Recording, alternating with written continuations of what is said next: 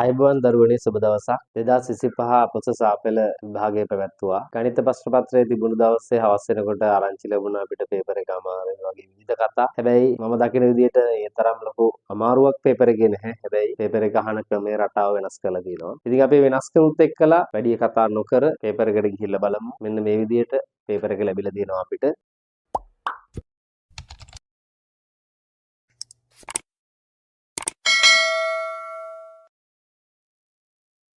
එහෙනම් දරුවනේ අපි පළවෙනි ගානට අවධානය යොමු කරමු. පළවෙනි ගාන මෙන්න මෙහෙම කියනවා. එකක් රුපියල් 44000ක් බැගින් වටිනා රූපවාහිනී තොගයක් විකුණන්න තියෙනවා. රුවිනි එක් රූපවාහිනියක් මිලදී ගැනීමට ගන්න ආකාරයත් මානෙල් එක් රූපවාහිනියක් මිලදී ගන්න ආකාරයත් පහත දැක්කන. කියන්නේ මේ දෙන්න ආකාර දෙකකට තමයි මේ රූපවාහිනිය මිලදී ගන්න යන්නේ. රුවිනි මූල්‍ය ආයතනයකින් රුපියල් 84000ක් වාර්ෂික සුළුපොලියට අවුරුද්දකට ණයට ගන්නවා. ඊට පස්සේ රූපවාහිනිය මිලදී ගත්තට පස්සේ අවුරුද්දක් අවසානයේදී ඇය 10920ක් පොලියක් සමග ණය මුදල ගෙවා ණය නිදහස් වෙන විදිහක් ගැන කියනවා. ඊළඟට මානෙල් කුලී කිනීමේ ක්‍රමය මත මාසික වාරික 12කින් පොලියත් සමග මුදල් ගෙවීමට රූපවාහිනිය මිලට ගන්නවා. පොලිය ගණනය කරනු ලබන්නේ හීනවන ශේෂ ක්‍රමයට අවුරුද්දකදී වාරික ගෙවා අවසන් වන විට මුළු පොලිය ලෙස රුවිනි ගෙවන පොලියම ඒ කියන්නේ රුපියල් 10920ක්ම ගෙවනවා කියලා කියනවා. මේ ගාන එතකොට අහන්නේ දෙදෙනා විසින් පොලිය ගෙවනු ලබන වාර්ෂික පොලිය අනුපාතිකය වෙන වෙනම සොයා කුලී කිනීමේ ක්‍රමයට අය කරනු ලබන වාර්ෂික පොලිය අනුපාතිකයේ මූල්‍ය ආයතනය අය කරන ලැබූ වාර්ෂික පොලිය අනුපාතිකයට වඩා වැඩි බව පෙන්වනවා. දරුවනේ මට මෙතන පොඩි ගැටලුවක් තියෙනවා. පොඩි ප්‍රශ්නයක් තියෙනවා. මේ පේපර් එක ගැන විවේචනයක් නෙවෙයි. හැබැයි පොඩි ප්‍රශ්නයක්. මේක දැනෙන ප්‍රශ්නයක්. දරුවන්ට එක පැත්තකින් අසාධාරණයක් වුණාදෝ කියලාත් මට සැකයක් තියෙනවා. කුලී කිනීමේ කියන වචනය. මට මතකයි 2016ට කලින් සිලබස් එකේ තිබුණා කුලී කිනීමේ කියන වචනය මේ පාඩම ඒ සිලබස් එකේ උගන්වනකොට ඒ කුලී කිනීම කියන වචනේ තිබුණා. ඉතින් අපි 2016න් පස්සේ සිලබස් එකේදී තිබුණේ නැහැ කුලී කිනීමේ කියන වචනේ පාඩමේ තිබුණේ නැහැ. ඉතින් මේ ගාන හදන කියන්නේ මේ පොලිය ගණනය කරන ක්‍රමය කුලී කිනීමේ ක්‍රමය. ඒක අවිවාදයක් නැහැ. නමුත් දරුවනේ මේක පොතේ තිබුණ නැති නිසා ගොඩක් ගුරුවරු මේක දරුවන්ට කුලී කිනීමේ කියන වචනේ කියලා දීලා තියෙන්නේ නැතුව ඇති. එතකොට සමහර දරුවෝ කුලී කිනීමේ කියන වචනේ මොකක්දවත් දන්නේ නැතුව ඇති. ඒ නිසා මේ ගාන පටලගත් අවස්ථා තියෙන්නේ නැති කියලා මට හිතෙනවා. ඒක මම දකින්නේ දරුවන්ගේ පැත්තෙන් දරුවන්ට උණු අසාධාරණයක් විදිහට. හැබැයි මේ පේපර් එක ගැන විවේචනයක් නෙවෙයි. පේපර් එක හොඳ මේ ප්‍රශ්නේ හොඳ ප්‍රශ්නයක් මම දකින විදිහට සරල ප්‍රශ්නයක්. ළමයි ඔය වචන නිසා අමාරු කරගත්තොත් ඇරෙන්න සරලම ප්‍රශ්නයක්. ඒ වචන ගැන හිතන්නේ නැතුව මේ ගානේ හදන්න පුළුවන්. ගාන හදන්න පුළුවන්. හරි. මුලින්ම මම රුවිනිගේ මූල්‍ය ආයතනයේ පැත්තට අවධානය යොමු කරනවා. පළවෙනි ගාන. රුවිනිගේ රුවිනි 84000 ගන්න මූල්‍ය ආයතනයේ සුළු පොලියට. මම රුවිනි ගෙවන පොලි අනුපාතිකය හොයනවා. මූල්‍ය ආයතනයේ පොලි අනුපාතය කියලා වගන්තියක් ලියනවා. මූල්‍ය ආයතනයේ පොලි අනුපාතිකය.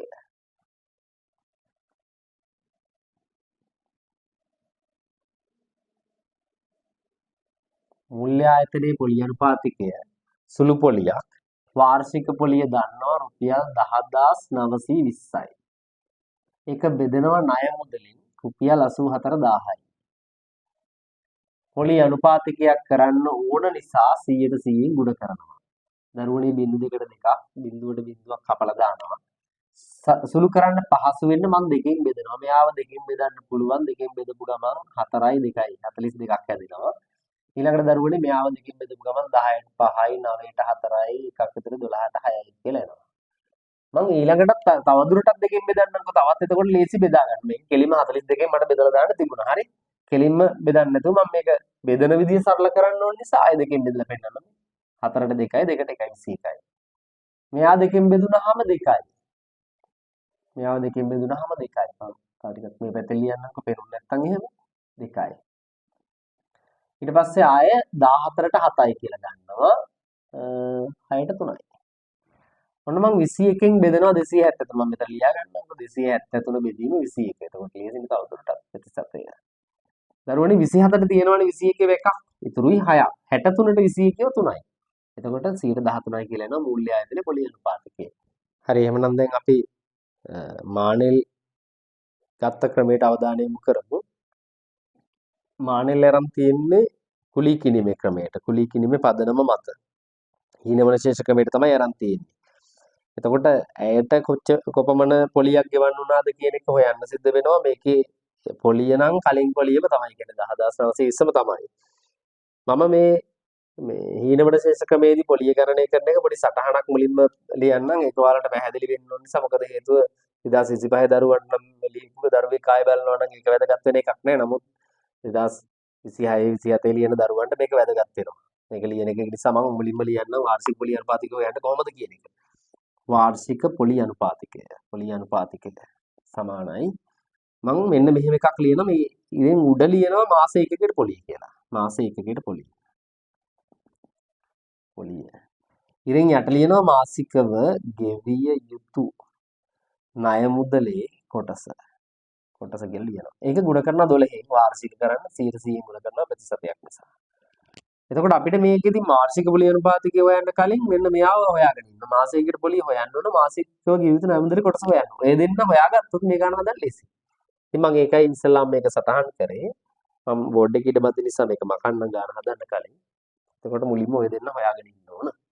එහෙනම් දරුවනේ මම මුලින්ම ලියන්නේ ණය මුදල කීයක්ද කියන එක. ණය මුදල අපි දන්නවා 84000යි කියලා. ගානේ දීලා තිනවා ණය මුදල 84000යි කියලා. එතකොට ඒක හරි. මම දෙවණියට ලියනවා මාසිකව ගෙවිය යුතු ණය මුදලේ කොටස. ඒක හොයන්නේ. ඒ කියන්නේ පොලිය රහිත වාරිකේ කාගේ දරුවනේ හරි. ඔය අහන්නේ පොලිය රහිත වාරිකේ කාගේ. මම මේ කෙලින්ම අවුරුද්දකින් නිසා 12න් බෙදෙනවා මාස 12ක්. 12න් බෙදපු ගමන් 84 12 වයි. 12ට 1යි 84 12 7යි 0.0 ඒක රුපියල් 7000. පොලිය රහිත වාරිකේ කාගේ ගත්තොත් 7000යි. මට ඕන ඊළඟට මාස ඒකකයට පොලිය. ඒක හොයන්න පුළුවන් මෙන්න මේ විදිහට. මුළු පොලිය අපිට මෙතනදී මාස ඒකකයට පොලිය හොයන්න කලින් මුළු පොලිය හොයාගෙන ඉන්න ඕන හරි. මුළු පොලිය මම ලියලා ඉන්න. ඊට පස්සේ මාස එකක ගණනත් හොයන්න ඕන වෙනවනේ. මුළු පොලිය ලියලා ඉන්න. මුළු පොලිය කියන්නේ දරුවනේ 10920ක්. 10920ක්. රුපියල් 10920ක්. මම මාස එකකට පොලිය හොයන්න ඕන නිසා මාස එකක ගණන හොයනවා. මාස ඒකක ගණන කියලා කියන්නේ n වාරයක් n ධන 1 බෙදීම 2 කියන සූත්‍රයට ආදේශ වෙනවා. n කියන්නේ වාරික ගාන. වාරික 12යි නෑනේ. 12 ගුණ කරනවා 12ට එකක් වැඩියගේ 13න් බෙදෙනවා 2කින්. 2ට 1යි 6යි කියලා කැපෙනවා දරුවනේ. එතකොට 6 වරක් 13 ආපු ගමන් 78ක් වෙනවා. මාස එකක ගණන 78ක් ආවා. මාස එකක ගණන 78ක් ආවට පස්සේ අපිට පුළුවන් මාස එකකට පොලිය හොයාගන්න. එතකොට මාස ඒකකයට පොලිය. දරුවනේ මාස එකකට පොලිය හොයන්න පුළුවන් මේ මුළු පොලිය තියෙනවනේ. ඒ කියන්නේ රුපියල් 10920. එයාව බෙදන්න 78යි. එතකොට මාස එකකට පොලිය එනවා. මෙන්න බලන්න. දෙකෙන් බෙදුවොත් 39 හරි. දෙකෙන් බෙදුවොත් 5යි. 9ට 4යි. 12ට 6යි 0යි. 39 බෙදාගෙන යමු. 39 බෙදාගෙන යනකොට 39ට 1යි 54ට 39 ඒවා එකක් තියෙනවා. ඒ 39ට එතන ආයේ නැවතත් ඉතුරු වෙනවා 15ක්. 156ට 4ක් තියෙනවා. 156ට 4ක් තියෙනවා 0.0යි. රුපියල් 140ක් වෙනවා. මාස එකකට පොලිය. ඔන්න මාස එකකට පොලිය හොයාගත්තා. හරි. දැන් බලන්න ණය මුදල මාසික ණය මුදලේ කොටස කියන පොලිය රහිත වාරිකිකාගේ මුළු පොලිය ලිව 10920යි කියලා. ඊට පස්සේ මාස ඒකක ගණන හොයලා 78යි කියලා මාස එකකට පොලිය හෙව්ව 140යි කියලා. හරි. දැන් එතෙන්ට ගියාට පස්සේ ඊළඟට මම විතර ලියන වාර්ෂික පොලි අනුපාතිකය. වාර්ෂික පොලි අනුපාතිකය කියලා ලියනවා. රුපියල් 140ක් එනවා මාස එකකට පොලිය.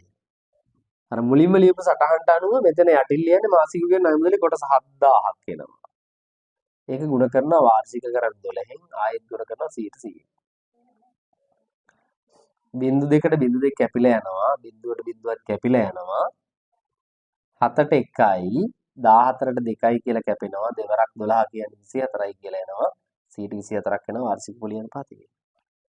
දැන් ඔයාලට පේනවා අපෙන් අහන්නේ කුලී කිනීමේ ක්‍රමයේද පොලිය වැඩි මූල්‍ය ආයතනයේ පොලියද වැඩි කියන්නේ ඒ දෙකේ වෙන වැඩි බව පෙන්වන්න කියලා කියන්නේ. හීනමන ශේෂ ක්‍රමයේ පොලිය මූල්‍ය ආයතනයේ පොලියට වඩා වැඩි බව පෙන්වන්න කියලා තියෙනවා. ඒකට තමයි අපි මේක අසමානතාවයකින් පෙන්නමු. 124 විශාලයි. 113 බැවින් මූල්‍ය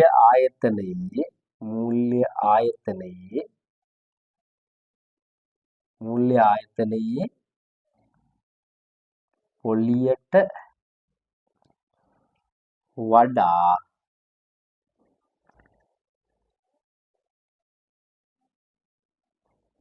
කුලී කිනීමේ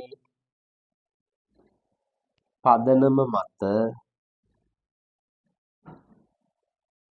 පොලිය වැඩි බව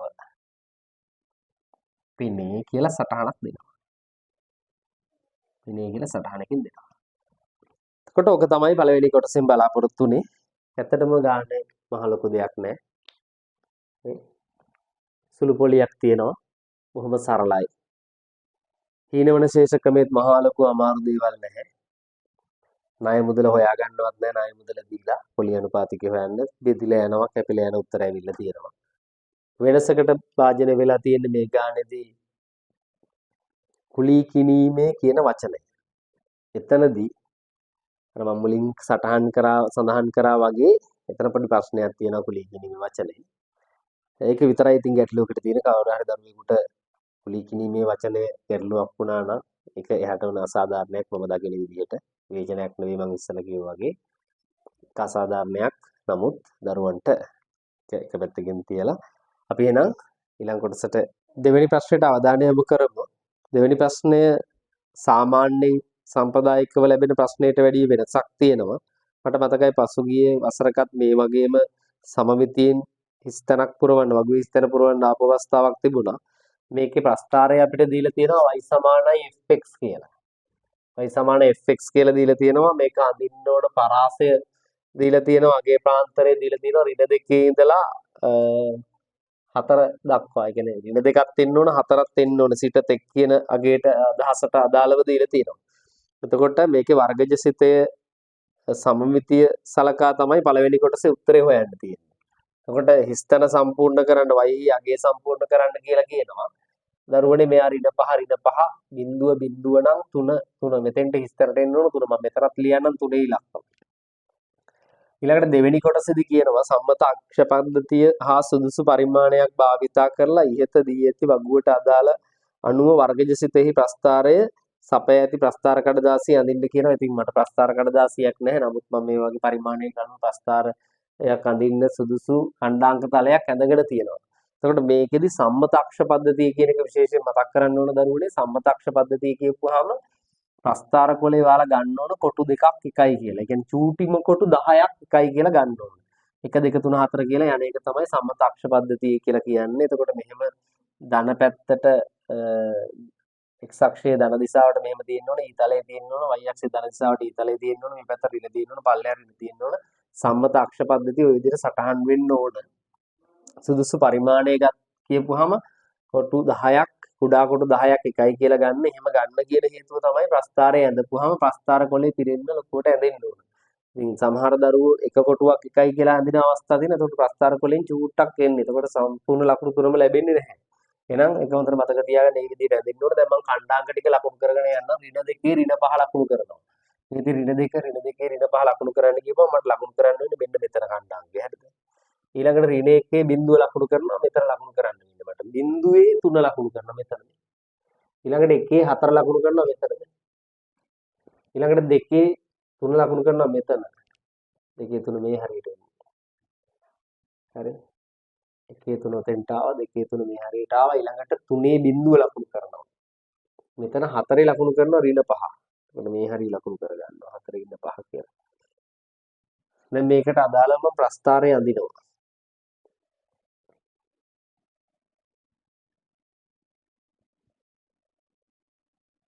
සුමට වක්‍රයක් වෙන්න ඕන. සුමට වක්‍රය මේ විදිහට මම ඇඳ ගන්නවා. හරි මම වෙනස් පාටකින් මේ විදිහට කණ්ඩාංක ටික ලකුණු කරන්න ඔයාලට කණ්ඩාංක බේන එකක් නැති වෙයි කියලා හිතලා. මෙන්න මේ විදිහට වෙන්න ඕන.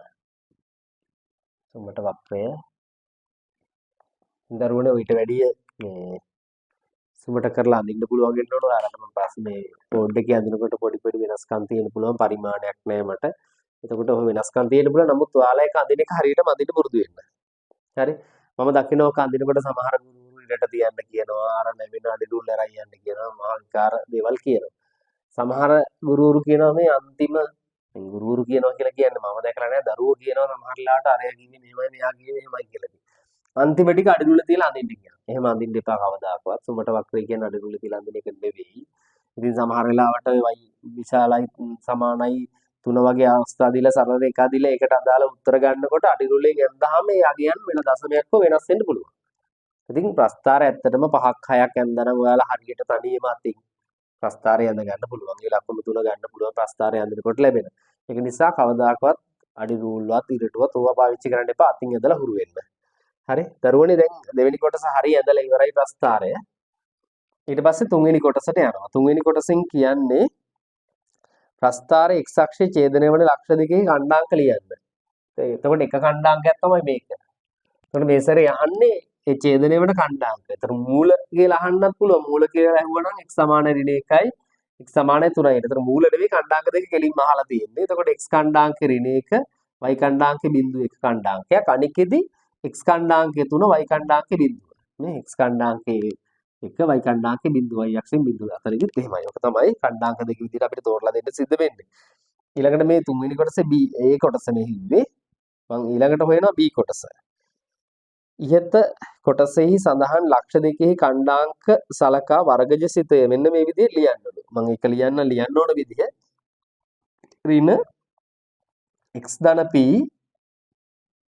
x ධන q ආකාරයෙන් ලියන්න ඕනේ. කොහොමත් මට ඍණ දාන්න වෙන උපරිමයන් නිසා. උපරිමයන් නිසා ඍණ දාන්න වෙනවා. ඊළඟට x වලට එනවා x ධන මෙතන තියෙන කණ්ඩාංක කැපිලා තියෙන ඍණ එකේදීනේ. කියන්නේ මූලේ ඍණ එකයිනේ. මම වරහන් ඇතුළේ ලියනවා x ධන 1යි කියලා. x ධන 1යි කියලා ලියනවා. ඊළඟට x ඊළඟට අතන ධන 3 තියෙන එක මට ලියන්න වෙනවා x ඍණ 3. මෙහෙම තිබුණත් හරි. ඉතින් සමහර වෙලාවට අර ධන කිව්ව ආකාරයෙන්ම ලියන්න කියප නිසා ලකුණු නොදී ඉන්න අවස්ථා එන්න පුළුවන්. මාකිස් කෙමිකේ දෙන්න අනුව වෙනස් වෙන්න පුළුවන් ඒ අදහස. ඒ නිසා හොඳම දේ ධන කිව්ව ආකාරයටම ලියන්න. ධන ඍණ 3 දාලා වරහනක් දාලා ලියන්න. ඍණ 3 තියෙන්න. ඔය විදිහට ප්‍රස්ථාරය ලියලා දාන්න. එතකොට ලකුණු ඔක්කොම ටික ලැබෙනවා. හරි. දැන් හතරවෙනි කොටසට අවධානය යොමු කරමු. හතරවෙනි කොටසේදී y විශාලයි 1 අගේ ප්‍රාන්තරය ලියන්න. ඊට කලින් කියනවා මුලින්ම විස්තරයක් දීලා තියෙනනේ කුඩා විස්තරයක් y සමාන 1 රේඛාව a හා b ලක්ෂවලදී ප්‍රස්ථාරය ඡේදනය කරන්නේ ගනිමු කියලා දීලා තියෙනවා. එතකොට මම y සමාන 1 රේඛාව ඇඳගෙන ඉන්නම්. y විශාල 1 කියනකොට මම සමාන 1 රේඛාව මෙහෙම ඇඳගෙන ඉන්නම්. මේක කඩේකින් යන්නක් කමන්නේ සමාන නැති නිසා. හරි. ඊට මම මේ ගොඩින් ලියන්න මොකද්ද මේ ඇඳලා තියෙන්නේ? y විශාල 1. y සමාන 1 කියලාම ගන්නකො y සමාන 1 රේඛාව මේක. ඒකට උඩ ටික තමයි අපිට ඕන වෙන්නේ. එතකොට ඔය කියන මේ පරාසය තුල දැන් අපිට ගානේ දීලා තිබුණේ y විශාල 1. කියන්නේ y විශාල 1 කියන්නේ y වල අගේ එකට වඩා විශාල මේ ඉරෙන් උඩදී. එතකොට ඒ ටිකට අදාළ ශ්‍රිත කොටස තමයි මෙන්න මේ ටික දරුවනේ නේ. මේ ටික තමයි ඒ ටිකට අදාළ ශ්‍රිත කොටසනේ. ශ්‍රිත කොටස හොඳට බලන්න. මේ ටික. හරි. ඔය ටිකට අදාළව අපෙන් අහන්නේ මොකද්ද? x යගේ ප්‍රාන්තරය. එතකොට ඔය ටිකට අදාළ x යගේ ප්‍රාන්තරය ගන්නකොට මම හොයන්න ඕන මෙන්න මෙයාව. මෙතනින් තියෙන x වලගේ මොකද්ද කියලා හොයන්න ඕන. ඊළඟට මම ආයෙ හොයන්න ඕන මෙතනින් තියෙන x වලගේ මොකද්ද කියලා හොයන්න ඕන. හරි. දැන් මම ඔය කියපු ප්‍රස්ථාර කොටස ගත්තාම මේ ටිකේ x වලගයන් මට බලන්න සිද්ධ වෙන්නේ x අක්ෂේ මෙන්න මේ ලකුණු කරගත්ත කොටස් දෙක අතරින්. හරි. මේ සරල රේඛාව AB කියලා දීලා තිබුණා. ඒක අපි සටහන් කරගමු. මේ AB අතර ප්‍රදේශය තුල ගැන තමයි ප්‍රශ්نين අහන්නේ. එතකොට මේ ශ්‍රිත කොටසට අදාළ x එන්නේ මෙන්න මේ ටිකෙන්. හොඳට මතක තියාගන්න මේ ටිකෙන් එන්නේ. එතකොට මම පරාසයක් විදියට ලියන්න වෙන්නේ මේ ටික. පටන් ගන්න තැන හොයා ගන්න වෙනවා. පටන් ගන්න තියෙන උතර බලන්න ඍණ 0.7 දී ඍණ 0.7යි. මම මේකට ලියන්න ක්‍රමයක් ඔයාලට කියලා දෙනවා. ඊට පස්සේ ඉවර වෙලා තියෙන 2.7. මම ඒක ලියනවා 2.7. මැදට x දානවා. මං කියන්නේ දරුවනේ මේක මේ අසමානතාවයේ මේ පරාසය ලියනකොට පිළිවෙලට ලියන්න. මැදට x දාලා පිළිවෙලට ලියන්න. ලියලා ඉවරලා මුලට උල දාලා අසමානතාව දාන්න. එතකොට වැඩේ හරියයි. ආයෙ වරදින්නේ මොන හේතුවක් නිසාවත්. පිළිවෙලට ලියාගත්තොත්. මුල පැත්තට උල දාලා ලියන්න. දැන් බලන්නකෝ මේක ගැළපෙයිද කියලා. ඍණ 0.4ට වැඩි. හරිනේ කතාව. 2.4ට අඩුයි. හරිනේ එකත් කතාව. දැන් මේකට සමාන දාන්න පුළුවන්ද? අපේ ගානේ ප්‍රශ්නෙන් අහන්නේ මේකට වඩා වැඩි අවස්ථාවක් ගැන කතා කරන්නේ. එතකොට එක ගන්නෙ නෑ. ඒක අසමානතාවය දීලවත් නෑ එක කියලා. ඒතර y විශාල 1 කියලා තමයි ගානේ දීලා තිබුණේ. හරිද? පළවෙනි මේ හතරවෙනි එකේ b කොටසට අදාළව a කොටසට අදාළව දීලා තිබුණේ මේ විශාල කතාව විතරයි. සමාන නෑ. එහෙනම් සමාන අවස්ථාවේදී ගන්න බෑ. ඒ නිසා මෙතන සමාන දාන්න බෑ දරුවනේ. හරි. බැරි වෙලාවත් සමාන තිබුණා නම් මේකට මෙතන සමාන දාන්නත් වෙනවා කියන එක මතක තියාගන්න. හරි. එතකොට ඒක තමයි අපෙන් අහන පළවෙනි කොටස A කොටස 4 A කොටසේ උත්තරේ මේ 4 B කොටසට යන් 4 B කොටස කියන්නේ AB දිග ආසන්න පළමු දශම ස්ථානයට සොයන්න AB දිග කියන්නේ මෙතන ඉඳන් මෙතන තියෙන දිග මම මෙතනින් මේ දුර ගන්නවා මේ ඍණ 0.4 තියෙන්නේ ඒතකොට දුරනේ ගන්න තියෙන්නේ 0.7යි එතන හරි අතන එහා පැත්තේ 2.7ක් තියෙනවා ඔය දෙන්න එකතු වුනහම 3.4යි පළමු දශම ස්ථානට හොයන්න ගිහපුවම මම උත්තරේ තිබ්බනම් ඇති මම මේක ඒකක කියලා ගන්නවා ඒකක කියලා ලියනවා ඒකක දිග ඒකක වලින් ඔයාගේ ආවේ. හරි. දැන් එතකොට අපි ප්‍රශ්න දෙකක් ඔය විදිහට කතා කරලා අවසන් වෙලා ඉන්න මොහොතක් මේ. දැන් ආය අවධානය යොමු කරනවා තුන්වෙනි ප්‍රශ්නෙට. ප්‍රස්ථාර ගාන අමාරුද? අමාරු නැහැ. අවසාන එක විතරක් පොඩ්ඩක් දෙකක් සම්බන්ධ කරලා තිබුණා වෙනසකට තියෙන එක විතරයි අර සම්මිතිය නම් ඊට කලින් අවුරුදු දෙකක් තිබුණා. ඇත්තටම ලේසියි. දෙවෙනි පේපර් එක ගොඩක් දරුවෝ ඉතින් දෙවෙනි පේපර් එකට වඩා පළවෙනි පේපර් එක තමයි ටිකක් අමාරු කියලා කතා කරේ. අපි ඒකත් ඉදිරි දවසකදී සාකච්ඡා කරමු. තාම පේපර් එක අපිට ලැබිලා නැති නිසා ඒ ගැන කතා කරන්න දෙයක් නැහැනේ. පේපර් එක ලැබුණ ගමන් පළවෙනි පේපර් එකත් මේ විදිහට අපි කතා කරමු. හරි. දැන් තුන්වෙනි කොටසට අවධානය යොමු කරනවා. තුන්වෙනි කොටසේ දීලා තියෙන තොරතුරුත් එක්කලා මම රූප සටහන අදිනවා. හරිද? තරඟයකදී එහි තරඟකරුවන්ට ආනත තලයක් දිගේ ඉහළට දේව යාමට සිද්ධ වෙනවා. එතකොට ආනත තලයක් තියෙනවා මෙන්න මේ විදිහේ මේ ආනත තලය දිගේ මේ විදිහට ඉහළට දුවන්න සිද්ධ වෙනවා. එතන ඉඳලා ඉනිමගක් තියෙනවා. මේ ඉනිමග දිගේ ඉහළට දුවන්න තියෙනවා. ඉහළට යන්න තියෙනවා. ඒ තරඟේ ඒ එක කොටසක්. ඊළඟට ආය ආනත තලය දිගේ පල්ලෙහාට ලිස්සා යන්නක් තියෙනවා. ඊට පස්සේ මේ තිරස් මට්ටමක තමයි මේ අවසන් කෙලවරවල් පවතින්නේ. එතකොට මෙතන ඉඳන් මෙතෙන්ට දීලා තියෙනවා. ඊළඟට කියනවා මේකේ තොරතුරක් විදිහට A ලක්ෂ B E කියලා. ABE එකම තිරස් මට්ටමක තියෙන්නේ කියලා කියනවා. BCD මේ විදිහට දීලා තියෙනවා. එතකොට ABE ට ලම්බකයි කියලා දෙනවා BCD. එතකොට 90 දාගන්න පුළුවන් උතන. ඒක තොරතුරක්. ඊළඟට මේකෙදී AC ට BE සමානයි කියනවා. AC පාදයට BE සමානයි කියනවා. ඒ විතරක් නෙවෙයි දිගේතර 50 මීටර කියලා කියනවා. මම 50 මීටර රූපේ දාගන්නවා. 50 මීටර රූපේ දාගන්නවා. ඊළඟට මම ආයෙමත් CAB අංශක 26යි කලා 10යි කියලා ගන්නවා. 26යි කලා 10යි කියලා ගන්නවා CAB කෝණය. CAB කෝණය 26යි කලා 10යි කියලා ගත්තට පස්සේ අපින් අහන්නේ මොකද්ද කියලා බලනවා. මේකෙදි මුලින්ම මේක අහන ක්‍රමය. අතර මේක තාමත් සරල ගානක්. හැබැයි දරුවෝ මේක පටල ගත්තත් දන්නේ නැහැ. මේක අහන ක්‍රමයත් එක්කලා මේකේ අහන්නේ DE ආනතිය ගත්තහම ඒ ආනතියයි AC ආනතියයි අතර වෙනස. ඒ කියන්නේ DE ආනතිය AC ආනතියට වඩා වැඩි කියලා පෙන්වන්න කියලා කියන්නේ. එහෙනම් අපි මේකෙදි DE ආනතිය හොයාගෙන ඉන්න ඕන. සමහර දරුවෝ මේක DE සහ AC හොයන්න පෙළඹුණාත් දන්නේ AC නම් මේකේ තියෙනවනේ. DE හොයන්න පෙළඹුණාත් දන්නේ. ඊට පස්සේ වඩා වැඩි මොකද්ද කියන එක කියන්න කිව්වම පටල ගන්න නැති කියලා මම හිතනවා. එතන විතරයි මේකේ තියෙන ගැටලුවකට තියෙන්නේ. ඒක තේරුම් ගත්ත කෙනෙකුට ඇත්තටම මේ ගාන සරලයි. එතන DE ආනතිය කියන වරහන් ඇතුලේ දීලා තියෙනවා මේ කෝණේ හොයන්න තියෙන්නේ කියලා. එතකොට ඒ කෝණය හොයන්න ගත්තාම මේක ඍජු කෝණික ත්‍රිකෝණයක් දරුවනේ. මේ ඍජු කෝණික ත්‍රිකෝණයේ මේ කෝණයක් හොයන්න පාද දෙකක් දැනගන්න ඕන. හරි. එතකොට පාද දෙකක් දැනගන්න කියපුවම මේකේ පාද එකයි දන්නේ. එතකොට මේ කෝණය දන්නවා මේ කෝණය වැඩි කියලා පෙන්වන්න නම් මේ කෝණය හොයන්න ඕන. එයා හොයන්න යනකොට මේ ත්‍රිකෝණය දිහා බලපුවාම ඍජු කෝණික ත්‍රිකෝණයක් එකත් හරි. එතකොට හැබැයි මේ පාදේ විතරයි දන්නේ. එතකොට අපිට තව පාදයක් හොයාගන්න වෙනවා මොනවා හරි ක්‍රමයකට. මේක හොයන්න ක්‍රමයක් ඇත්තේම නැහැ.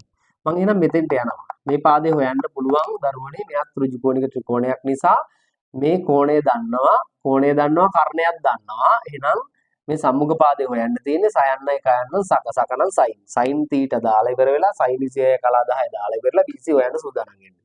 මම එහෙනම් දරුවනේ මේක ලියනවා sin 26යි කලා 10 සමානයි කියලා ලියනවා සම්මුඛ පාදේ බෙදීම කර්ණය. සක sin සම්මුඛ පාදේ BC බෙදීම කර්ණය විදියට මම ගන්නවා එකපාරට මීටර 50යි කියලා. මීටර 50යි කියලා ගන්නවා. හරිද දරුවනේ? දැන් මට sin වගුවෙන් හොයන්න වෙනවා sin කෝණයේ අගය. ඔන්න බලන්න මම sin කෝණයේ අගය හොයනවා sin 26 කලා 10. sin වගුවට අවධානය යොමු කරමු. අංශක 26 වෙන්න 26 කලා 10 sin වගුවේ ටැන්ජන් වගුවට පෙරලලා තියෙන්නේ. හරි එන්න sin වගුව. sin වගුව 26 කලා 10ට යනවා. 26 කලා 10 දී තියෙන 44යි 10. 0.441 බිඳුව කියලා ලියනවා. මේ BC වල අගය මීටර 50යි. දරුවනේ මේ 50 උඩට ගිහලා ගුණ කරමු අපි. දැන් එතකොට එයා උඩට ඇවිල්ලා ගුණ වෙනකොට 0.441 බිඳුව ගුණ වෙන්න ඕන මීටර 50න්. සමානයි BC ට. දැන් එතකොට මම මේ 50න් ගුණ කරනවා. මම ඇත්තටම මේ 50න් ගුණ කරන්නේ නැහැ. මම කෙලින්ම 100න් ගුණ කරලා දෙකෙන් බෙදනවා. එයි 100න් ගුණ කරලා දෙකෙන් බෙදුවා කියන්නේ 50න් ගුණ කරා සමානයි 100 බෙදුවා දෙකෙන් 50න් ගුණ කරාම තමයි බෙදෙන්නේ. එහෙනම් මම මේක 100න් ගුණ කරපු ගමන් මම දන්නවා මේ දශම ඉලක්ක දෙකක් යන්න ඕන කියලා. දෙකෙන් බෙදාගෙන යනවා. දෙකෙන් බෙදාගෙන යනකොට කොහොමද බෙදන්නේ? 4ට 2යි. 2යි. දශම තිත දැන් 100න් බෙදුවානේ. 1ට 0යි 10ට 5යි මීටර. ඔන්න ඕක තමයි BC වල අගය. ඔන්න මම BC හෙව්වා. දැන් BC නෙවෙයි අපිට හොයන්න තියෙන්නේ. මම මෙතන දාන්නම් දැන් 22යි 22.5 මීටර කියලා දාන්න. ඊළඟට ඔකේ තොරතුරක් දීලා තියෙනවා මට ඒක ලකුණු කරන්න බැරි වුණා දරුවනේ බලන්න හොඳට BC සමානයි CD කියලා තියෙනවා. BC සමානයි CD කියලා තියෙනවා හොඳට බලන්න. BC සමානයි DC කියලා තියෙනවා. හරි? එතකොට මේ දෙන්න සමානයි කියලා අපි මෙතන සටහන් කරගන්නවා. සටහන් කරපු ගමන් මට මෙතෙන්වත් දාන්න පුළුවන් 22.5 මීටර කියලා. හරි? දැන් බලන්නකො මේ කෝණය හොයන්න සම්මුඛ පාදේ දන්නවා බද්ධ පාදේ දන්නවා. සම්මුඛ පාදයේ බද්ධ පාදයේ දන්නව නම් එහෙනම් මම සබ දානවා. සබ නම් tan BED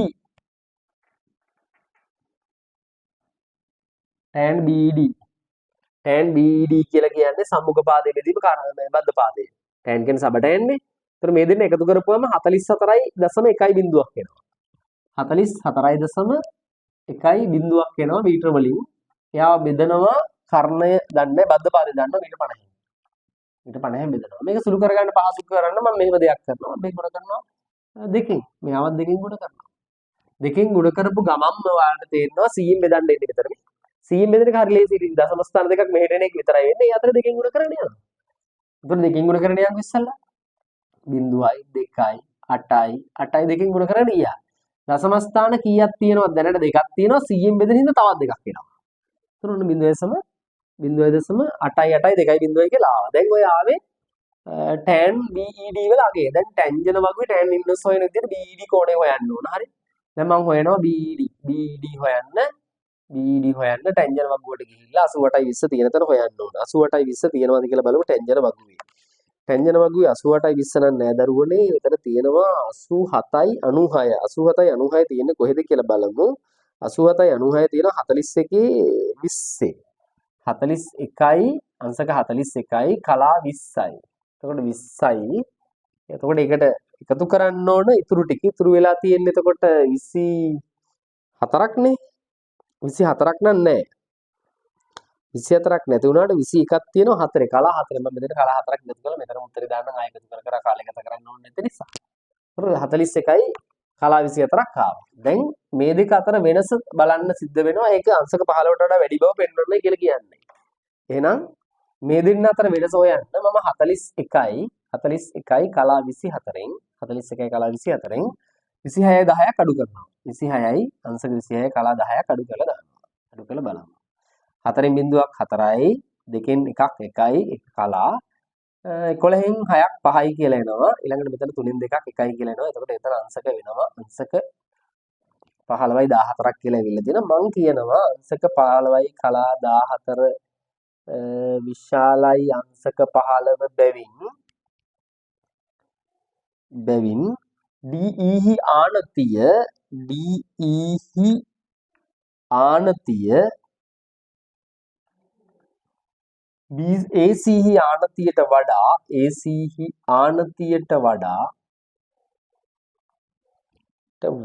වැඩි බව පෙනේ.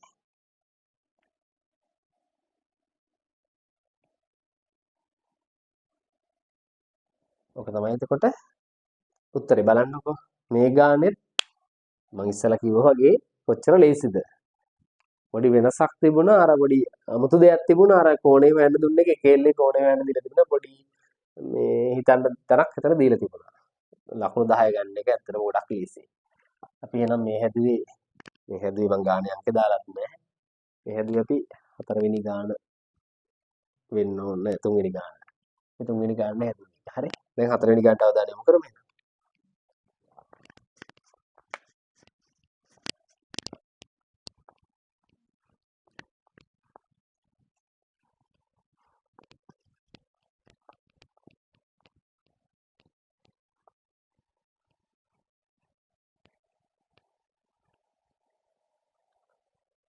හරි දරුවනේ.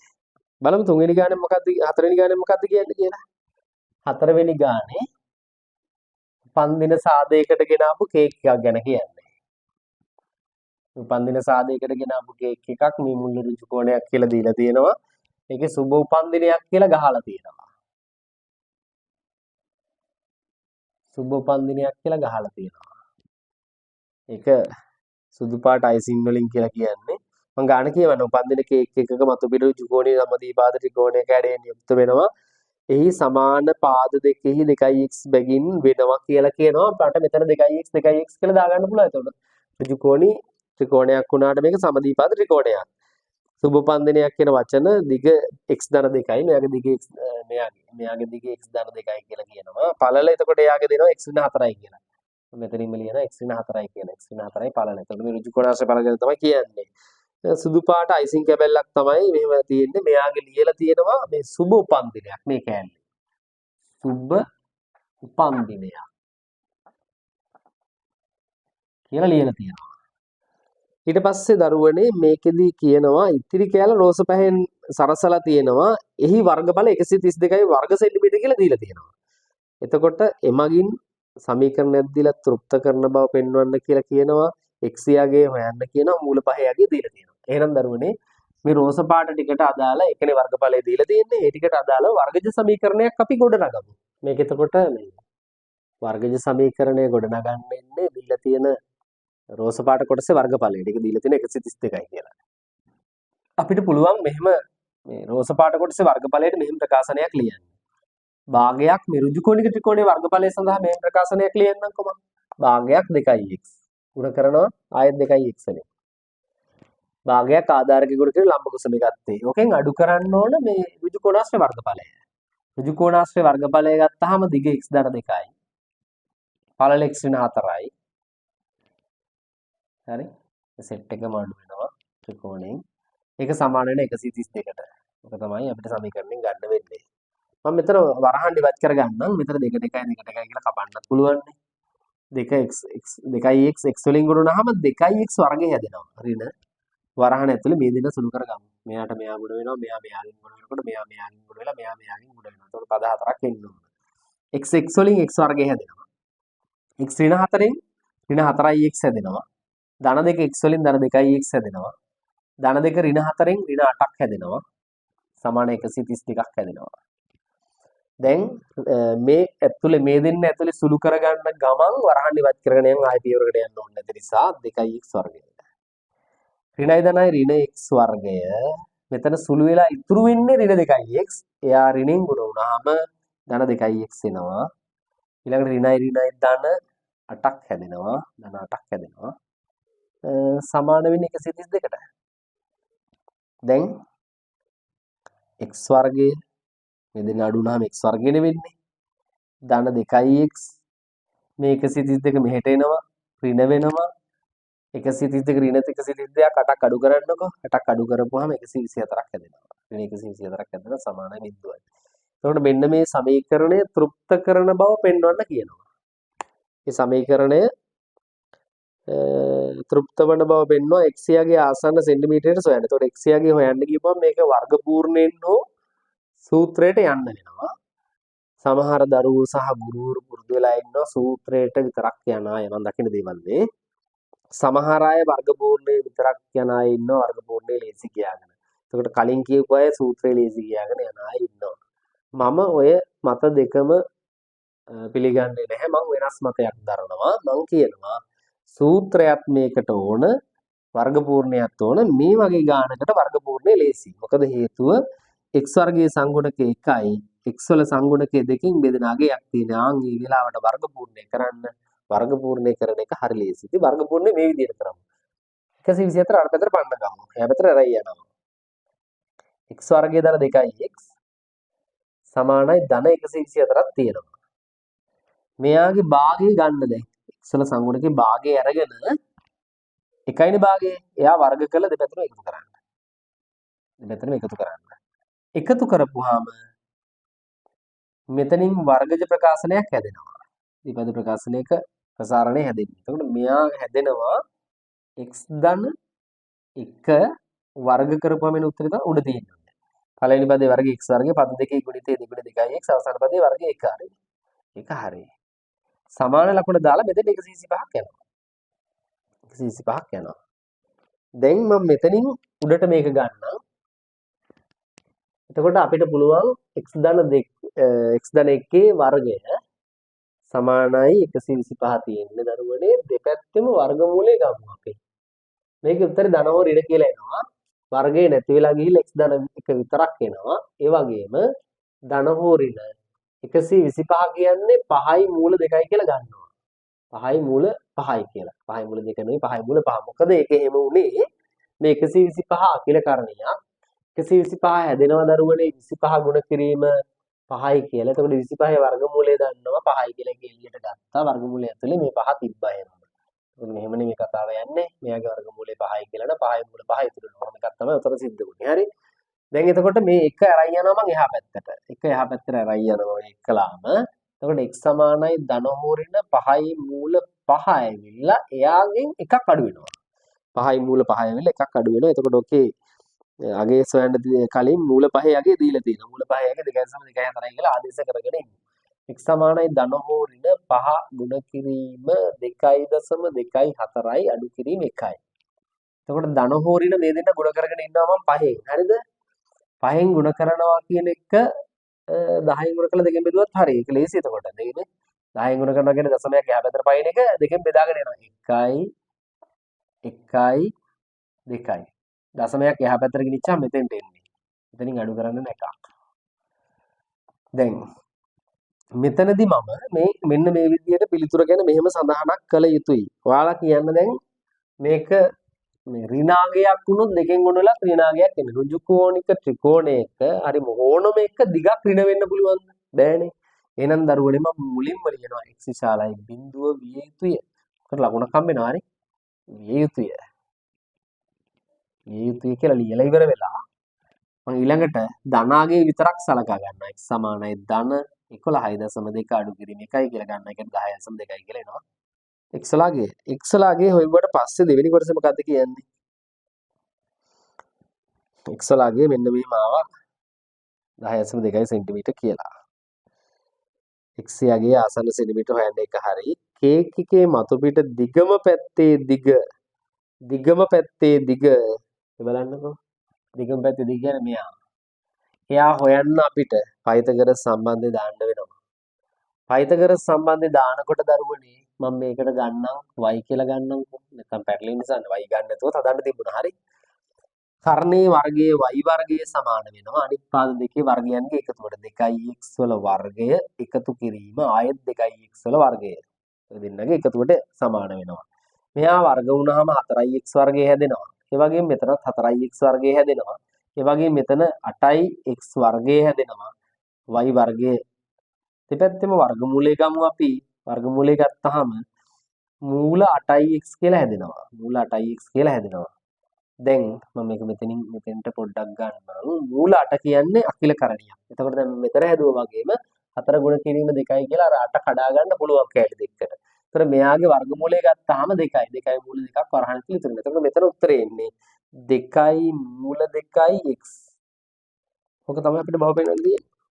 දැන් එහෙනම් මම මේකේ මේ දෙවෙනි කොටස ඉතුරු ටික ඊළඟ කොටසට ඒකේ ඊළඟට කියනවනේ මේ දිග 28කට වඩා වැඩි කියලා පෙන්වන්න. එතකොට මෙයාගේ අගයට x ආදේශ කරලා බලමු අපි 28ට වඩා වැඩි වෙනවද කියලා. එතකොට මේක පුළුවන් දෙක ගුණ කිරීම මූල දෙකේ අගයත් මම ආදේශ කරන 1/4 කියලා. ආයෙ ගුණ කරනවා x වල අගය අපි හොයාගත්ත 10.2 කියලා.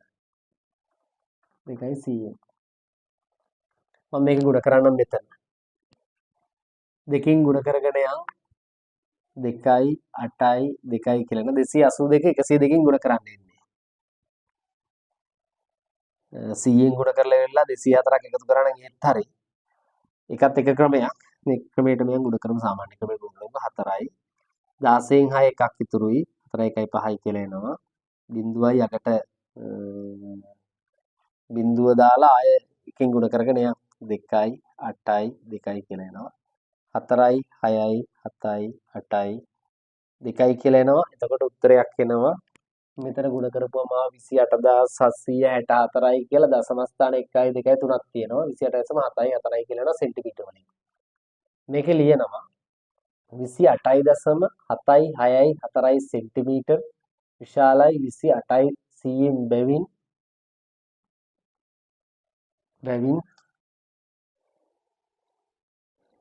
එම දිග 28ට වඩා වැඩි බව පෙනේ. එම දිග 28යි 100ට වඩා වැඩි බව පෙනේ. මම ඒකේ උත්තරේ ගන්නෙ. අපි දැන් 6 වෙනි ගානට 5 වෙනි ගානට අවධානය යොමු කරමු. සමගාමී සමීකරණ ඉවලක් ගොඩනගලා හදන්න තියෙන ගාන. මේ ගානේ සාදයකට සහභාගී වූ වැඩිහිටියන්ටත් ළමයින්ටත් රසකැවිලි වලින් සංග්‍රහ කිරීම සඳහා කුඩා පිගන් 10 බැගින් වූ ඇසුරුම්ද ලොකු පිගන් 5 බැගින් වූ ඇසුරුම්ද මිලට ගන්නා ලදී. කුඩා පිගන් ඇසුරුමක මිල රුපියල් 150ක්ද ලොකු පිගන් ඇසුරුමක මිල රුපියල් 120ක්ද විය. මිලට ගන්නා ලද මුළු පිගන් සංඛ්‍යාව 200ක්ද එම පිගන් සඳහා මුළු වියදම 3720ක්ද විය. ඉතින් දරුවනේ ඔය වගේ ගාණක් කියවගෙන යනකොට මම මුලින්ම මතක් කරන දේ තමයි එකපාරින් තේරුම් නැත්නම් තව පාරක් කියවන්න. සමහර දරුවන්ට ඡේදෙම එකපාර කියවගෙන යන්න බෑ. ආයේ මුල මොකද කියලාවත් මතක නැති වෙන අවස්ථා තියෙනවා. මම ඒ වගේ වෙලාවට කියන්නේ ඔයාලා එක රූලින් රූල එක පේලියෙන් පේලිය ගාන තේරුම් ගන්න. ගාන තේරුම් ගත්තේ නැත්නම් ගාන හදාගෙන යන්න බෑ. ඉතින් කෙටි කාලයකින් ගාන තේරුම් ගන්න ඕන. කාලය ගොඩක් වැය කරන්නත් බැහැනේ පේපර් එකට. හරි. එහෙමනම් ප්‍රශ්නය ආයසරයක් මම තේරුම් ගන්න ඔයාලට කියන්නම්. සාදයකට සහභාගී වෙලා ඉන්නවා වැඩිහිටියන්ටයි ළමයින්ටයි රස කැවිලි වලින් සංග්‍රහ කරන්න කුඩා පිගන් 10 බැගින් වූ ඇසුරුම්ද ලොකු පිගන් 5 බැගින් වූ ඇසුරුම්ද මිලට ගත්තා. කුඩා පිගන් ඇසුරුමක මිල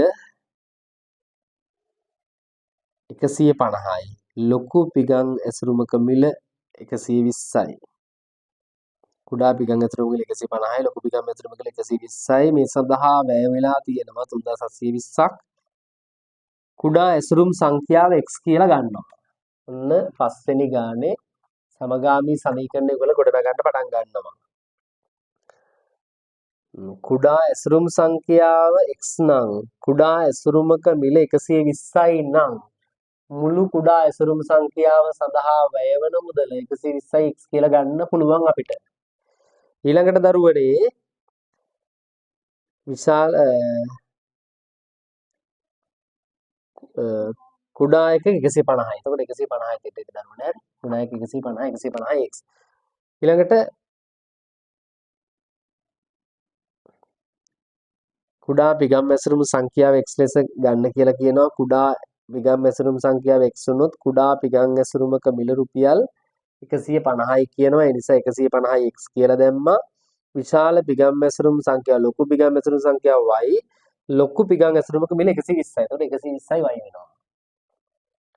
පිගන් සඳහා යන වියදම 3720ක් වෙනවා. ඔන්න ඔතන අපිට පළවෙනි සමීකරණය ගොඩනගා ගන්න පුළුවන්. ඊළඟට දෙවෙනි සමීකරණයට දීලා තියෙන තොරතුරු මොකක්ද කියලා බලන්නකෝ.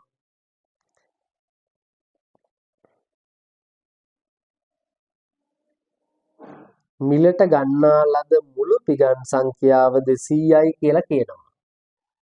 මිලට ගන්නා ලද මුළු පිගන් සංඛ්‍යාව 200යි කියලා කියනවා. දරුවනේ කුඩා පිගන් ඇසුරුම් සංඛ්‍යාව x නම් කුඩා පිගන් ඇසුරුමක පිගන් 10ක් තියෙනවා නම් කුඩා පිගන් සංඛ්‍යාව 10යි x නේ. විශාල පිගන් ඇසුරුමක පිගන් 5යි නම් තියෙන්නේ. විශාල පිගන් ඇසුරුමක 5යි නම් තියෙන්නේ විශාල පිගන් ඇසුරුම් සංඛ්‍යාව y නම් 5යි y වෙනවා ඔක්කොම පිගන් එතන. එතකොට මුළු පිගන් සංඛ්‍යාව 200යි කියලා කියනවා දරුවනේ. එහෙනම් ඔන්න ඒ ඔක්කොම එකතුව 200ට සමාන වෙනවා. මම මේක අංක 2යි කියලා ගන්නවා. දැන් අපි සංගුණක සමාන කරන්න හදන්නේ. ඉතින් මේකේ සංගුණක සමාන කරගෙන යන ගමනේදී පළවෙනි සමීකරණය බෙදලා සංගුණක සමාන කරන්න පුළුවන්. දෙවෙනි සමීකරණය ගුණ කරලත් පුළුවන්. මං මුලින්ම තෝරගන්නවා මෙන්න මෙයාව 150 කරන්න. 150 කරන්න මම තීරණය කරනවා දෙවෙනි සමීකරණය 15න් ගුණ කරන්න ඕන කියලා. එහෙම නැත්නම් අපිට තිබුණා එක දෙයක් 15න් බෙදාගෙන ඉතින් මම බෙදෙන එක ලේසි වගේ කියලා හිතනවා බෙදනවා. මම මෙයා 15න් බෙදනවා. පළවෙනි එක. පළවෙනි එක 15න් බෙදනවා බෙදෙන එක ලේසි. ගුණ කරනකොට වැඩි මේක විශාලා ගණන ගුණ කරන්න ගියොත් මේක බෙදාගෙන යම් 15න්. කවුරු හරි දරුවෙක් මේක බෙදෙන එක අපහසු වෙන ගුණ කළා යන ප්‍රශ්නයක් නැහැ. හරි. මෙයාව 15න් බෙදලා ගියොත් මම මෙතන 10x දානවා. 120ට 15 කීයක් තියෙද? 30ට 2යි 60ට 4යි 120ට 8යි 8යි y. 15න් බෙදමු 37ට 30ට 15 2යි. 7ක් ඉතුරුයි. 72ට 15ක කීයක් තියෙනවද? 6 4ක් තියෙනවා 60ට. ඉතුරු 12ක 120ට 15 8ක් තියෙනවා. 248යි කියලා ගන්නවා. මේ ආවේ තුන්වෙනි සමීකරණය කියලා ගන්නවා. මට මේකේ ඕන වෙන්නේ කුඩා පිගන් මෙතරුම් සංඛ්‍යාවයි ලොකු පිගන් මෙතරුම් සංඛ්‍යාව වෙන වෙනම හොයන්න. ඒ කියන්නේ x සහ y වල අගයන් අහන්නේ. එතකොට මම මේක හදාගෙන යනවා දැන්. සංගුණක සමාන කරලා ඉවරයි මේ දෙන්නගේ. මට පුළුවන් තුන්වෙනි සමීකරණයෙන් පළවෙනි සමීකරණය අඩු කරලා දාන්න. තුන්වෙනි සමීකරණය ගත්තාම 10යි x. තුන්වෙනි සමීකරණයෙන් අඩු කරන්නේ දෙවෙනි සමීකරණය. පළවෙනි එකනේ දෙවෙනි සමීකරණය. 10යි x 8යි y අඩු කිරීම වරහණක් දාලා අඩු කරනකොට වරහණක් දාන්න මතක ඇතුව 10යි x එකතු කිරීම 5යි y වෙනවා. සමානයි 248 අඩු කිරීම 200ක් වෙනවා. 10යි x එකතු කිරීම 8යි y අඩු කිරීම 10යි x වෙනවා. අඩු කිරීම 5යි y වෙනවා. 248න් 200ක් අඩු කරපුවම 48ක් එනවා. 10යි x කැපිලා යනවා. 8යි y වලින් 5යි y අඩු වුණාම 3යි y එනවා. 48 බෙදන්න 3න් y 16යි y වලාගේ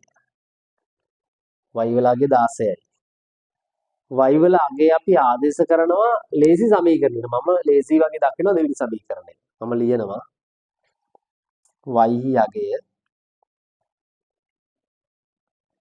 දෙකට ආදේශයෙන් කියලා. දෙකට ආදේශයෙන්.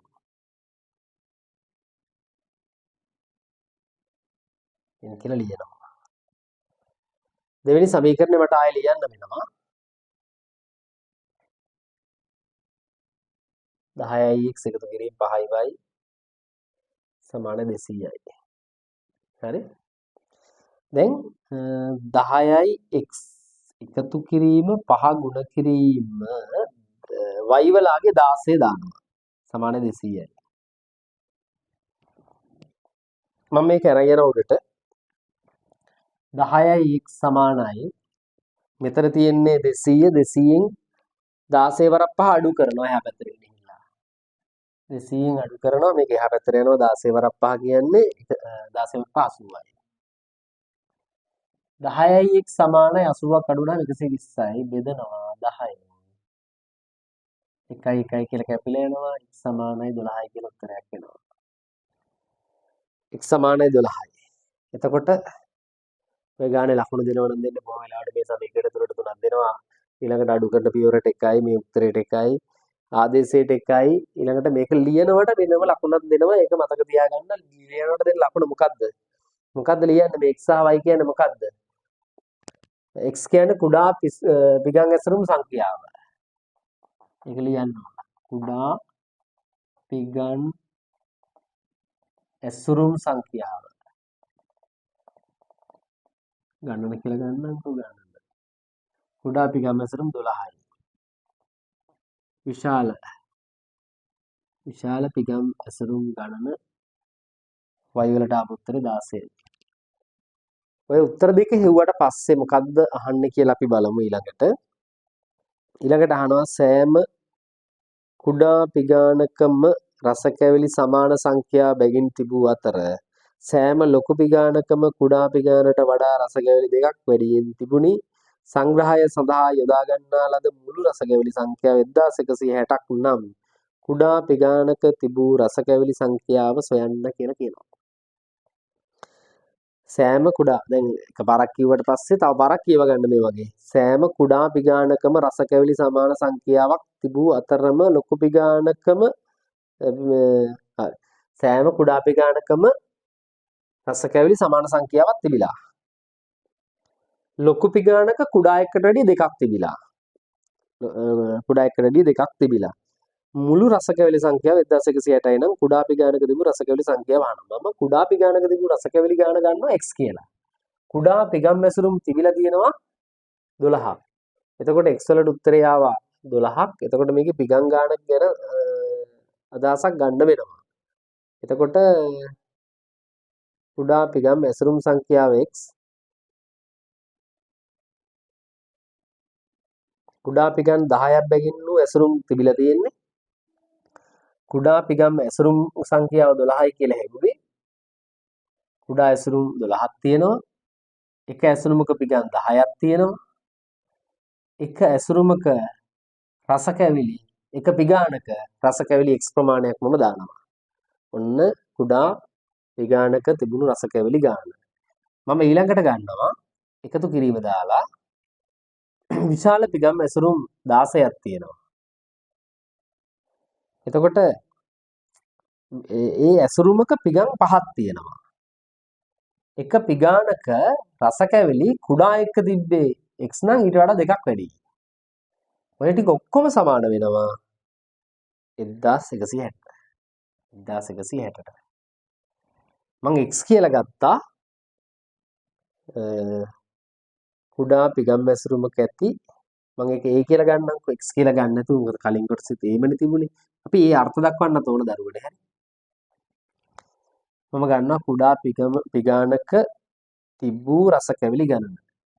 කුඩා පිගානක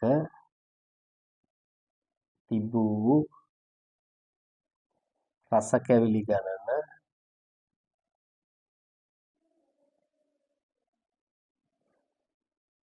ඒයි ගනිමු කියලා ලියනවා. ඒයි ගනිමු. ඒයි ගනිමු. එතකොට මෙතන උත්තරයක් එනවා 120යි a. හරි? 16 වරක් 80යි වරහන් ඉවත් වෙනකොට 80යි a. 16 වරක් 80යි 82 160යි. සමානයි කියලා එනවා 160ට. 1160ට. 1160ට. 160 එහා පැත්තට ගිහලා අඩු කළා දාන්න. එතකොට සරල සුළු කරන්න ලේසියි. 120යි 80යි එකතු වුණාම 200යි a හැදෙනවා. 1160 අඩු කිරීම 160 200යි a සමානයි 1000යි. 200න් බෙදනවා. 1 කියලා කැපෙනවා a සමානයි 5යි. කුඩා පිගානක තිබූ රස කැවිලි ගාන 5යි. ඒක ආය අලුතෙන් ලියන්න ඕන නැහැ. මොකද උඩ අර්ථ දක්වලා කියන තියෙනවා x කියන්නේ කුඩා පිගම් ගණනක තිබුණු රස කැවිලි ගණන කියලා. එතකොට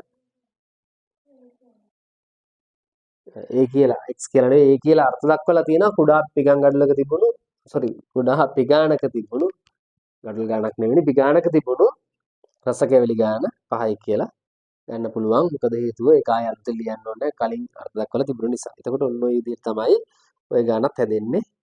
මම අහන්න කැමති ගානාමාවරද නැහැ.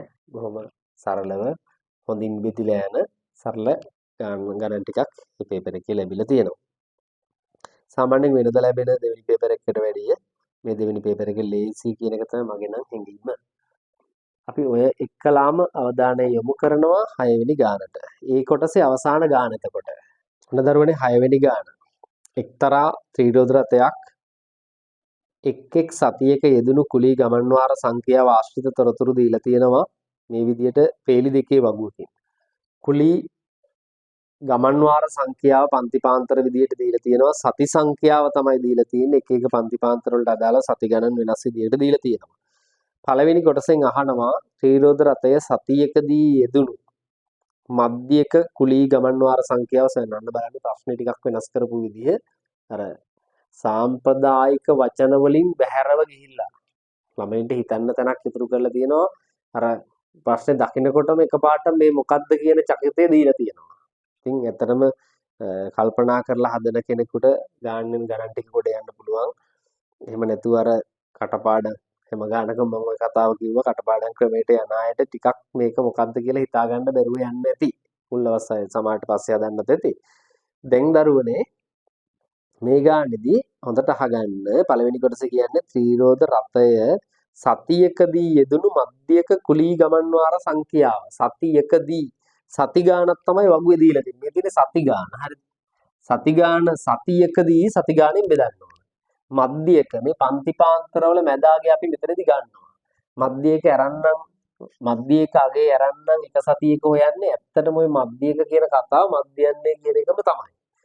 දරුවනේ මම මෙහෙම ඔයාලට මේ වගුව ගන්න විදිය විශේෂයෙන් මතක් කරනවා. මම ඔයාලට කියන්නේ මේකේ උපකල්පිත මධ්‍යන්නේ භාවිතා කරලා හදන්න කිව්වත් නැතත් උපකල්පිත මධ්‍යන්නේ භාවිතා කරලාම හදන්න.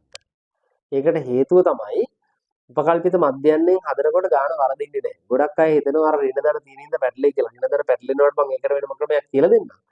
මේ ක්‍රමයටම යන්න මොකද fx වගුවෙන් යන්න ගියොත් ටිකක් සුළු කිරීම වැඩි වෙලා එකතු කිරීම වැඩි වෙලා මේක ගාන වරදින්න දෙන ඉඩකඩ වැඩි මම දකින විදිහ. ඉතින් ඇත්තටම තීරු පහේ එක ලේසි. තීරු පහ මතක නැත්තම් මේ ගාන හදාගන්න බැරි වෙන ඒකත් අච්චාරුවක් වෙනවා. එහෙනම් මම ඒකට විසඳුමක් දෙනවා.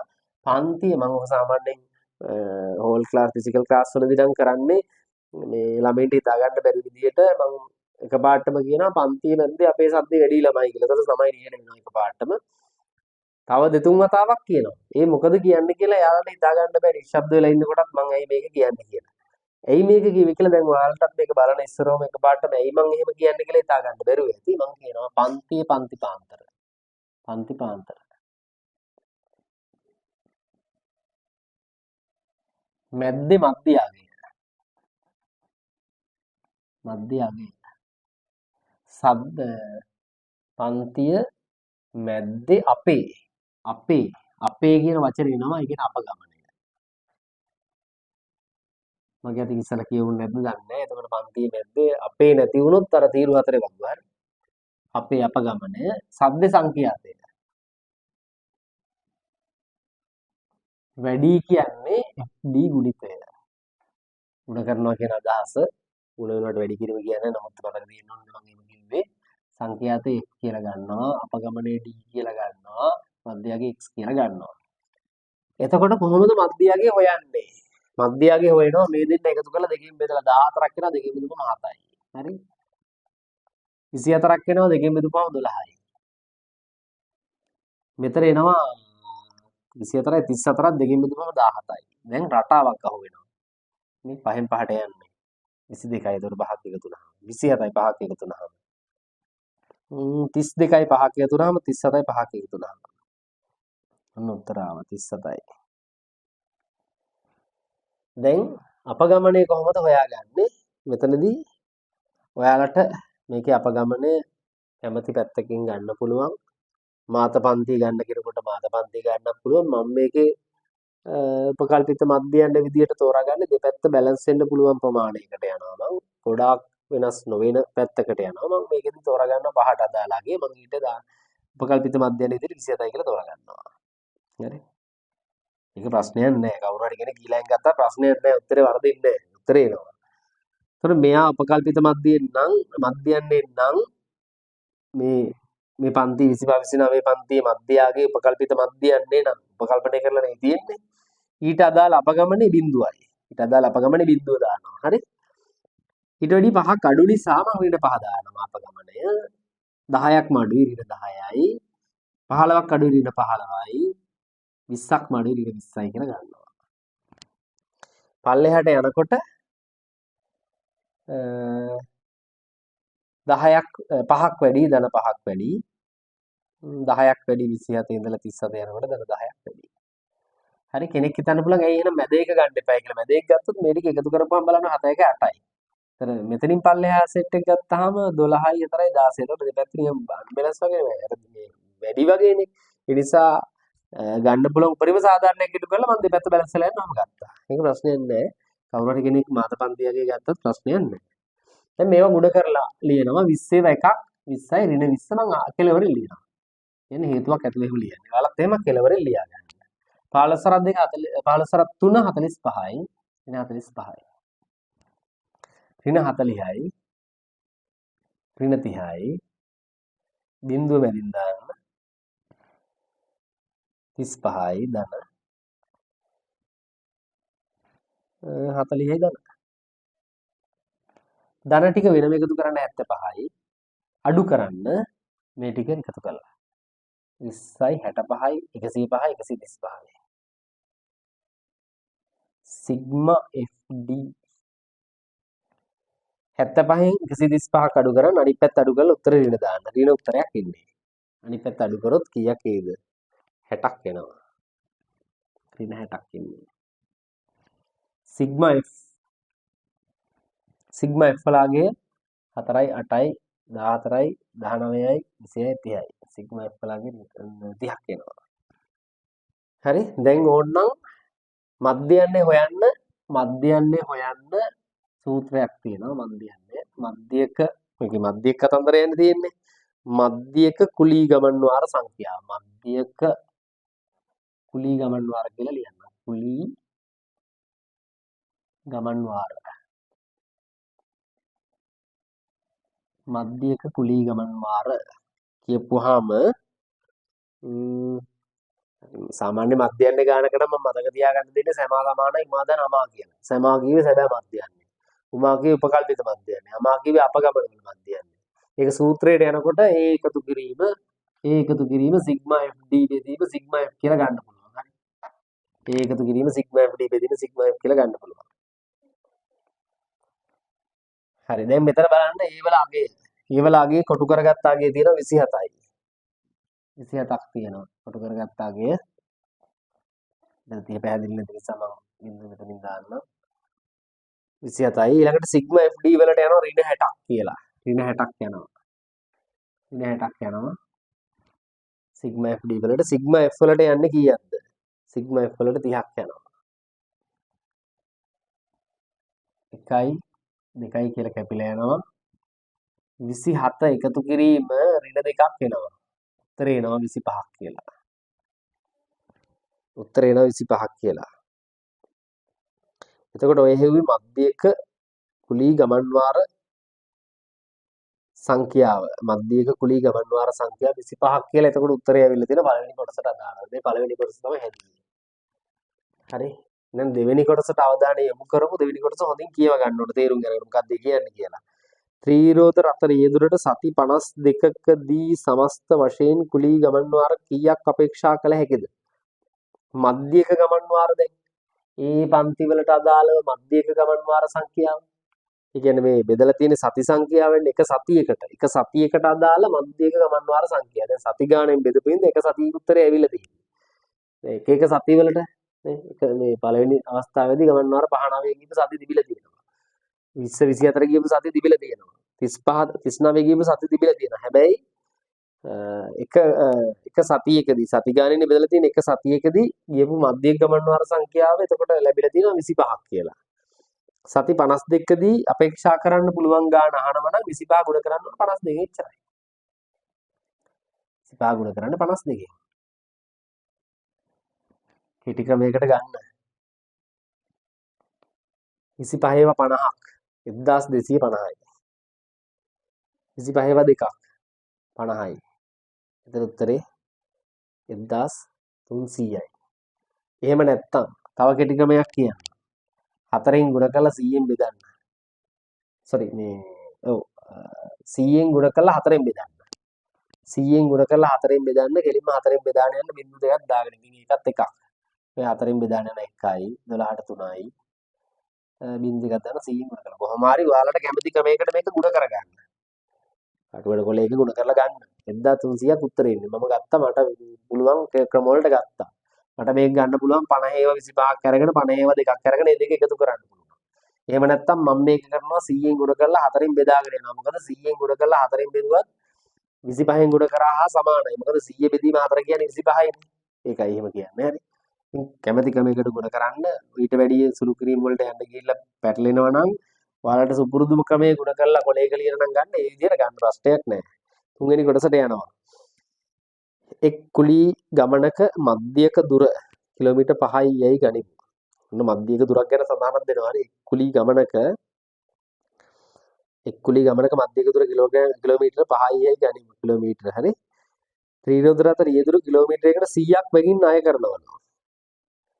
ඔහු සති 4ක ආදායම කොපමණ වේද අපේක්ෂා කළ හැකිද? සති 4ක ආදායම අපේක්ෂා කරන්න කියලා කියනවා. එතකොට එක් කුලී ගමනක මධ්‍යක දුර කිලෝමීටර් 5යි කියලා ගන්නවා. හරි කිලෝමීටර් 5යි කියමුකො ඔන්න 5ක් ගත්තා එක් ගමනක. මධ්‍යක දුර. හරිද?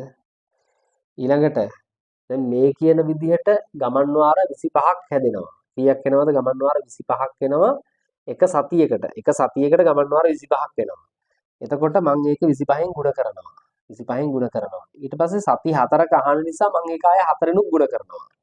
ඊට පස්සේ එක ගමන් වාරයකට එතකොට මෙතනින් එනවා ගමන් වාර සංඛ්‍යාව. හරි. මෙතනින් එනවා ගමන් වාර සංඛ්‍යාව. ගමන් වාර සංඛ්‍යාව සති 4ක. ඒ එනාගේ ඊට පස්සේ මම කරන්නේ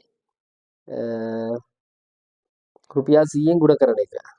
ඒ එනාගේ රුපියල් 100න් ගුණ කරනවා. මොකද එක ගමන් වාරයකට රුපියල් 100ක් ගත්ත නිසා. ගමන් වාරයකට 100ක් ගත්ත නිසා 100න් ගුණ කරනවා.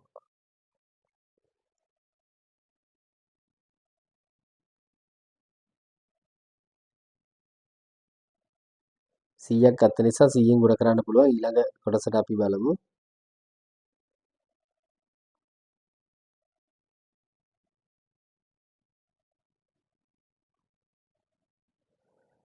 සියෙන් ගුණ කරලමුක 100න්. දැන් මෙතන අපිට පුළුවන් 25 ඒවා 4ක් ගන්න. 25 ඒවා 4ක් 100යි ආයෙම. ඒතර 5 100න් ගුණ කරන රුපියල් හරි. 5 100න් ගුණ කරන්න ඕන. 5 100න් ගුණ කරපුවාම 500යි. එකට බින් දෙකක් ආවා. ආයෙ 100න් ගුණනවා. එකට බින් දෙකක් එනවා 50000. රුපියල් 50000ක් එනවා. එතකොට මේකෙදි තුන්වෙනි කොටසේ උත්තරේ විදිහට අපිට එනවා රුපියල් 50000ක් කියලා. ඔහුගේ සති 4ක ආදායම අපේක්ෂා කරන්න පුළුවන් රුපියල් 50000ක් කියලා. හරි. ඊළඟට හතරවෙනි කොටස ත්‍රිරෝද රථය සතියකදී යෙදුණු කුලී ගමන් වාර සංඛ්‍යාව 20කට වඩා අඩු වූ සතිවලදී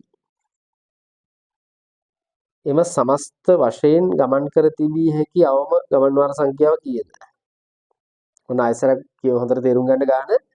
ත්‍රිරෝද රථය සතියකදී යෙදුණු කුලී ගමන් වාර සංඛ්‍යාව 20ට වඩා අඩු වූ සතිවලදී 20ට වඩා ගමන් වාර සංඛ්‍යාව 20ට වඩා අඩු වූ සති. 20ට වඩා අඩු වූ සති කියන්නේ මෙන්න මේ පන්ති පාන්තර ටික ගැන කතා කරන්නේ. ඒ සතිවලදී එහෙම ගියපු සතිවලදී එය සමස්ත වශයෙන් ගමන් කර තිබිය හැකි අවම ගමන් වාර සංඛ්‍යාව කීයද? දැන් මේ පන්ති පාන්තරේ අවම ගාන ගත්තනම් 15 ගන්න වෙන්නේ. මම හතරවෙනි කොටස මෙතනින් හදන්නම්. 15 තමයි ගන්න වෙන්නේ ඒක හරියද? එතකොට 15 ගමන් වාර ගිහිල්ලා තියෙනවා 4ක්. 15 ගමන් වාර 4ක්. ඕගොල්ලෝ ඉතින් සාමාන්‍යයෙන් අපි හදපු ගණන් හරි. ඊළඟට මේ පන්ති පාන්තරේ ගත්තාම 10යි. එහෙම ගමන් වාර 3ක් ගිහිල්ලා තියෙනවා. 10ේම 3ක් එනවා. 10ේම 3ක් එනවා. හරි. ඊට පස්සේ මේකෙදි අවම වශයෙන් 5යි. එහෙම ගමන් වාර 1යි එතකොට. එතකොට 5 ගුණ කිරීම 1ක්. එතකොට මෙතන එනවා 60ක්. මෙතන එනවා 30ක්. මෙතන එනවා 5ක්. 95යි එතකොට. උත්තරේ 95යි. මේකේ අහන්නේ තිබිය හැකි අවම ගමන් වාර සංඛ්‍යාව කීයද 95යි කියලා උත්තරයක් එන්නේ. ඉතින් ඔන්න ඔය විදිහට ඔය ගාන හැදුවා නම් ඔයාලට සම්පූර්ණ ලකුණු ටික ලබා ගන්න පුළුවන්. මේකේ ලකුණු දෙනවා නම් දෙන්නේ මධ්‍යයගේ තීරුවට එකක් හම්බ වෙනවා, අපගමනයේ තීරුවට එකක් හම්බ වෙනවා, FD තීරුවට එකක් හම්බ වෙනවා, සිග්මා FD වලට එකක් හම්බ වෙනවා. ආදේශයට එකයි, උත්තරයට එකයි. ඊට පස්සේ මේ ගුණ කරන පියවර වලට වෙන වෙනම ලකුණු කොටස් ටික බෙදලා යනවා. මේ විදිහට. හරි දැන් දරුවනේ මේ මධ්‍යයන්නේ ගානත් ලේසි. හැබැයි පොඩි ප්‍රශ්නයක් තිබුණා. මධ්‍යයන්නේ කියලා කොහෙවත් සඳහනක් නැහැ. අපි මෙතෙක් හදපු ගණන් වල ඇත්තටම මධ්‍යයන්නේ කියලාමයි හැදුවේ. එතකොට මේ ගානේ ඔයාලට තේරෙනවා අලුතෙන් දෙයක් එකතු කරා. අපි කවදාවත් පාස් පේපර් එක එහෙම අවස්ථාවක් දැකලා නැහැ. සමහර ලාවට කවුරුවත් අනුමාන කරලවත් මධ්‍යයක කතන්දරයක් ඔතෙන්ට යොදලා නැතුව ඇති. මම නම් එහෙම මධ්‍යයක ගානක් කියලා මම හැදුවේ නෑ එකක්වත් මගින් ඉගෙන ගත්ත දරුවන්ට. එතකොට අලුත්ම දෙයක් ඇවිල්ලා තිබුණා. අලුතෙන් හිතන්න දෙයක්. තර්කයක් තිබුණා ඒතර ගොඩ ගන්න. ඒ වගේ කලින් ගණන් වලදීත් එහෙම දැක්කා. එතකොට දරුවනේ පේපර් එක තත්ත්වය ඔන්නෝකයි. පේපර් එක ලේසි. හැබැයි පේපර් එක අහලා තිබුණු මුහුණුවර ටිකක් වෙනස්. දරුවනේ එතකොට අපි ප්‍රශ්න 6ක් මේ විදිහට සාකච්ඡා කරලා අවසන් කරා දෙක පත්‍රයේ ඒ කොටසේ. එතකොට අපි ආයෙ නැවත දවසක දෙක පත්‍රයේ B කොටසේ ඉතුරු ප්‍රශ්න 6 වගේම තවම අපි කතා කරලා නැහැ එක පත්‍රය. මොකද හේතුව ඒක තාම අපිට ලැබිලා නැති නිසා ඒක ලැබුණ ගමන් අපි එක පත්‍රයේ පිළිතුරු පත්‍ර සාකච්ඡා මේ විදිහට ඔබට ලබා දෙනවා. එහෙනම් ඔබ ඉතුරු ටික අවශ්‍ය නම් අපේ channel එකේ රැඳිලා ඉන්න වෙනවා. ඒ නිසා අපේ channel එක subscribe කරන්න අමතක කරන්න එපා. එහෙනම් ඊළඟ දවසක වීඩියෝ එකක් එකතු කිරීමේ බලාපොරොත්තුවෙන් මම ඔබෙන් අද සමුගන්නවා. සුබ දවසක්.